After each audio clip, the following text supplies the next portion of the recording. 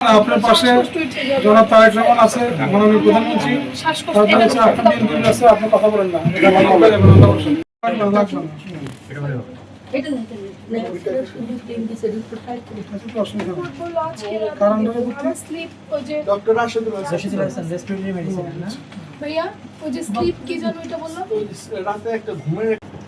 চিন্তা করুন, আল্লাহ সুস্থ হয়ে যাবেন।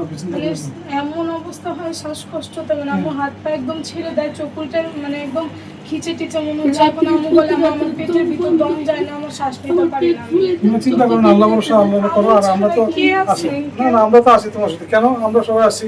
জনাব তারেক রহমান মাননীয় প্রধানমন্ত্রী উনি আছেন, আমরা বিএনপি পরিবারের কনভেনার আতিকুর রহমান রুমন আছে, মিথুন আছে। এই জন্য তারপরে অবস্থা সবার আগে আমরা মিথুন আঙ্কেল অনেক করে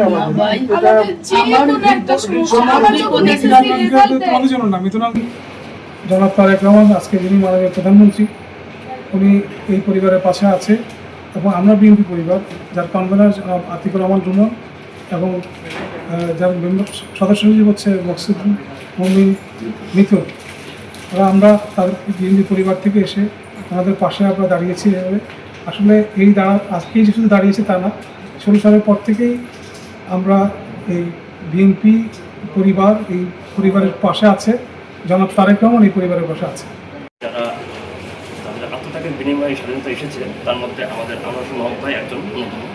আপনার পরিবারের পাশে দাঁড়ানো একটা বিএনপির নদীর দায়িত্ব। আমাদের মানবিক নেতা জনাব তারেক রহমান সাহেব উনি কিন্তু এই অসহায় মানুষের পাশে দাঁড়ানোর জন্য এবং মানুষের দলের যারা ভিক্টিম হয়েছে তাদের পাশে দাঁড়ানোর জন্য কিন্তু সংগঠনটা গ্রহণ করেছে আমরা বিএনপি পরিবার, যাতে এই পরিবারটা যেন নিজেদেরকে মানে অভাগা না মনে করে। তাদের পাশে যে বিএনপি আছে এবং তারেক রহমান সেটা প্রকাশ করার জন্য কিন্তু আমরা আজকে এখানে এসেছি। এবং পর্যন্ত সার্বিকভাবে আমরা দলের পক্ষ থেকে সেটা নিশ্চিত করবো সেই আশাবাদ ব্যক্ত করি এবং সেই নিশ্চয়তা ওনাদের দিয়েছি। পাশাপাশি ওনাদের যে অনুরোধ যেটা ছিল ওনার সন্তানদের ভবিষ্যতে কর্মসংস্থানের ব্যাপারে সেটাও আমরা বিএনপি পরিবার এবং দলের পক্ষ থেকে ওনার মাননীয় প্রধানমন্ত্রীর দৃষ্টি আকর্ষণ করে সেটা সমাধান করার চেষ্টা করবো। আমরা দোয়া করবো উনি যাতে পরিবার সুস্থ হয়ে ওঠে।